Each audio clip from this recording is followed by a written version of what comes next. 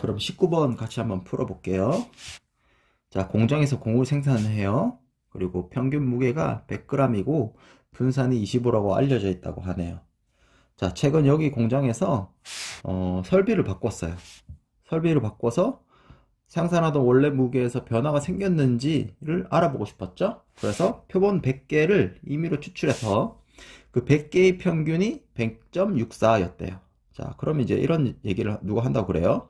원래 100g이라고 알려져 있는데 100개를 뽑았더니 100g이 아니다. 그래서 이게 왜 그런지 한번 생각해 보니까 설비를 교체했다고 하니까 설비 교체한 것 때문에 100개 뽑아서 확인했더니 이렇게 했으니까 설비를 바꾸면 평균 무게에 변화가 생길 거야. 이런 식으로 주장을 하면 선생님 계속 얘기하지만 어떻게 된다고요? 논리적 비약이 있다고요. 어떤 하나의 표본을 한 번 확인한 걸로는 그 주장이 된다 안 된다, 그런 증거가 된다 안 된다는 얘기가 설득력이 없을 수도 있어요. 그죠? 그래서 우리는 어떻게 할 거냐면, 우리는 사실 교체했을 때 변화가 생겼다, 이런 얘기를 하고 싶은 거죠. 사실 내 마음은 변화가 생겼다, 즉 원래는 100g이라고 알려져 있는데 100g이 아니다, 이런 얘기가 사실 하고 싶어요. 그러니까 m이라는 게 공의 무게라고 할게요. 공의 무게, 이미 알려져 있는. 그러면 얘에 대한 얘기를 하기 위해서 귀무가설, 사실 100g이라고 알려져 있어. 그래서 모평균이 m이야, 이런 얘기를 하는 거죠. 자, 이렇게 된다면 내가 주장하고 싶은 것이 무엇이 아니다, 즉 양측 검정한다는 얘기죠. 양측 검정. 자, 그러면 어떻게 해요? 얘가 참이라 가정할 때, 얘를 참이라고 가정하면 모평균은 어떻게 생겼죠? 모평균은 100이에요. 그리고 분산은 25라고 알려져 있죠? 그래서 모분산이 25인 상황이에요. 거기서 표본을 뽑는데 표본의 크기는 100이고요. 왜냐면 100개를 뽑았으니까. 표본의 개수는 하나예요.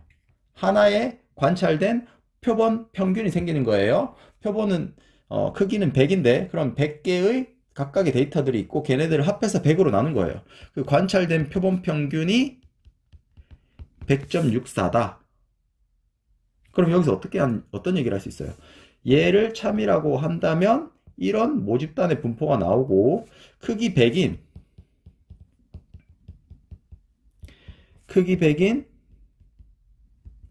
표본의 표본 평균을 떠올렸을 때 얘는 정규분포로 같더라. 문제에서 보면 모집단이 정규분포가 된다는 얘기가 없지만 크기가 100 정도면 표본의 크기가 큰 편이에요. 중심극한 정리에 의해서 표본 평균의 분포는 항상 정규분포가 되더라. 정규분포에서 그것의 평균은 모평균과 같고 그것의 분산은 모분산을 표본의 크기로 나눈 것과 같더라 라는 거예요. 그때 이 관찰된 X바, 스몰 X바는 이런 표본에 대한 하나의 고정된 관찰값 중에 하나인 거죠. 자, 그럼 X바는 어떻게 생겼어요? 이렇게 생겼어요. 평균이 100. 그때 나의 관찰값은 100.64죠? 100보다는 오른쪽에 있네요. 자, 얘의 위치를 확인하기 위해서 어떻게 한다고요? 원 샘플 G 테스트. G 분포에서 생각하자는 거죠. 평균이 0인 거. 그러면 검정 통계량 값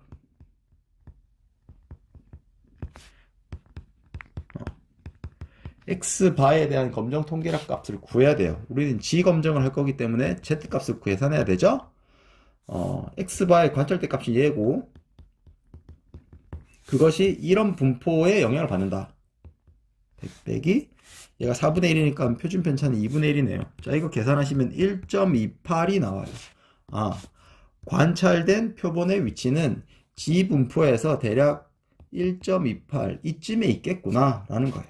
근데 보세요. 유의 수준 5%에서 검정하라. 선생님 아까 좀 전에 뭐라 그랬어요? 유의 수준은 얼마나 희박한 수준이냐.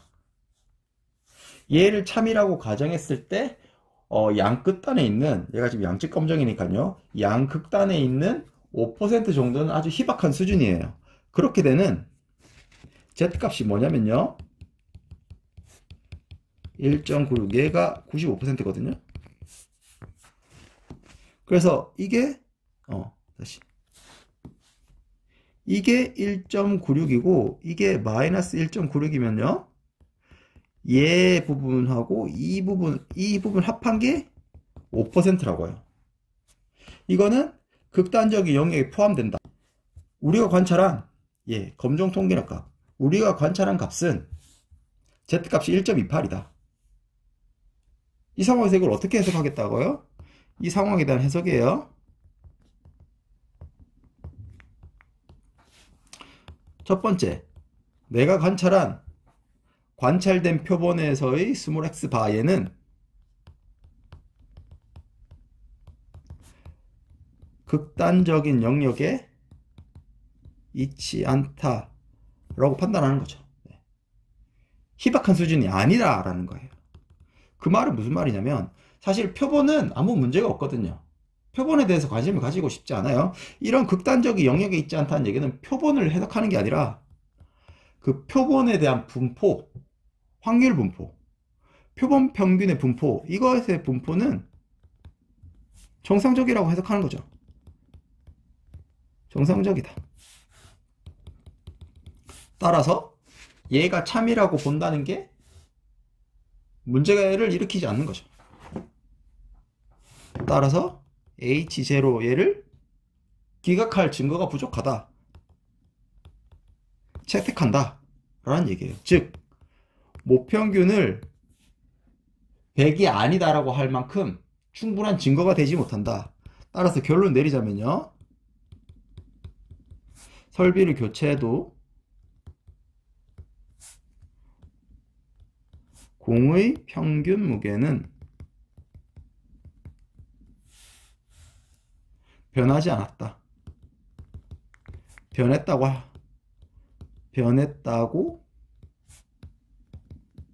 할 수 없다. 네, 이렇게 해석하겠다는 거예요. 단정적으로 설명하지 않는다고 했죠. 변하지 않았다라고 하는 것보다는 지금 이 x바의 표본 관찰값으로는 변했다고 할 만큼의 충분한 증거가 되지 못해. 따라서 변했다고는 할 수 없겠어, 아직까지는. 하지만 새로운 표본이 나온다면 뭐 반박할 수는 있겠죠. 네, 그런 여지는 좀 열어주는 그런 과정이다라고 이해하시면 좋겠어요. 자, 여기서 얘를 채택하냐 기각하냐를 결정하는 결정적인 값은 이 검정 통계량 값이었어요. 이 검정 통계량 값. 그쵸? 그래서 우리가 앞에서 배울 때 통계량이란 건 뭐라 그랬어요? 표본에 대한 함수값이라고 그랬어요. 표본에 대한 함수값. 근데 테스트, 그러니까 검정할 때 쓰는 통계량을 표본으로부터 얻은 그 통계량을 검정 통계량이라고 하고, 이거는 표본에 따라서 달라지는 값이죠. 표본에 따라서 검정 통계량이 계산되면 그 값에 따라서 H0를 채택하거나 기각하는 거죠.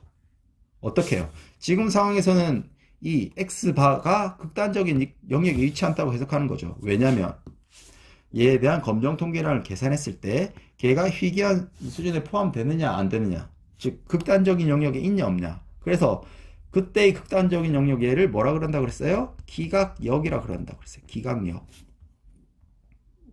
우리가 가설을 세우고 그 위에 평균값에 대한 얘기를 하죠. 그리고 기무가설이 참이냐 거짓이냐.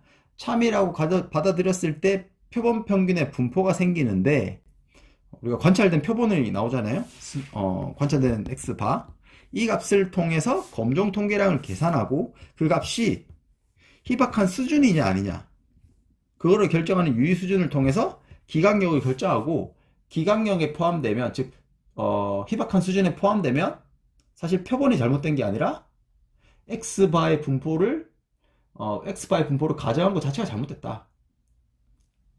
H0를 참이라고 하는 거가 잘못됐다. 그래서 H0를 기각한다.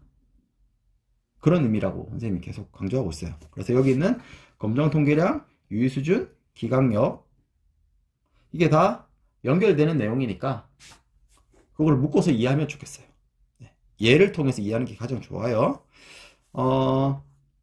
얘는 이다 아니다 양측 검정이었죠? 근데 우리가 위에서 이제 여기서는 뭐보다 크다 작다, 얘는 단축 검정이에요. 그래서 우리는 여기서 보시듯이 대립가설을 세울 때 요놈의 형태에 따라 양쪽에 생기는 건 그 대립가설이 뭐가 아니기 때문에 양쪽에 생긴다. 그거는 양측 검정이고요. H1이요. 또는 H1이 뭐 알파보다 커, 또는 알파보다 작아. 그러니까 한쪽에 생기는 거예요. 그러면 기각역도 한쪽에 생기게 돼요.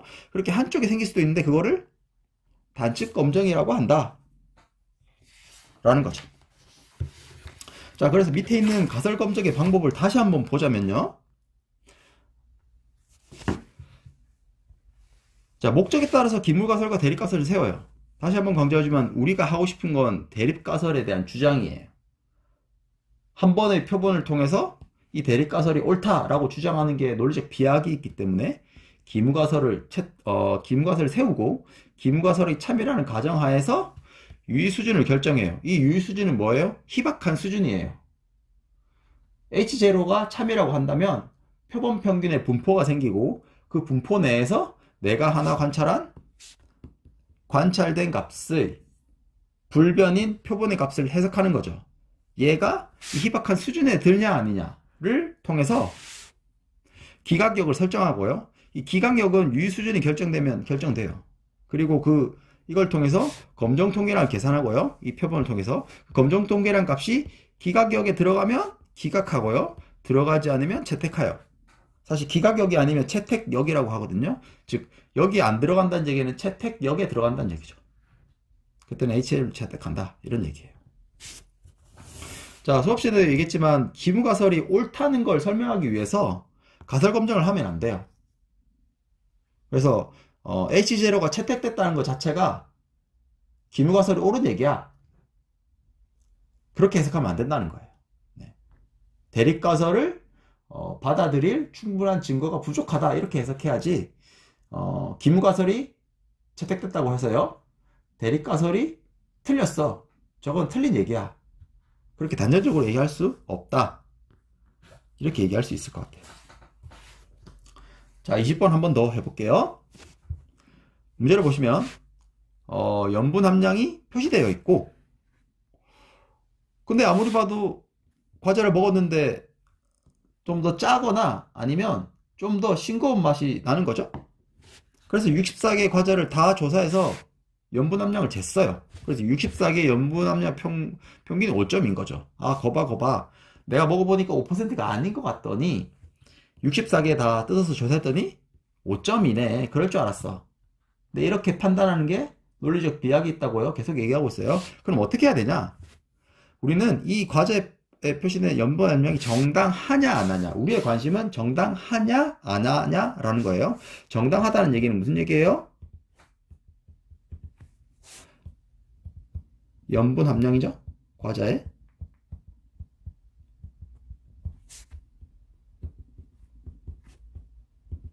(5%가) 되면 염분 함량이 정당하다 볼 수 있죠. 근데 그게 아니면 5%가 아니다 라는 거예요. 정당하냐 안 하냐니까 얘는 양측 검정의 관점으로 봐야 될 것 같아요. 사실 나는 내심 이 얘기를 하고 싶지만 가설 검정의 과정은 얘를 참이라 할 때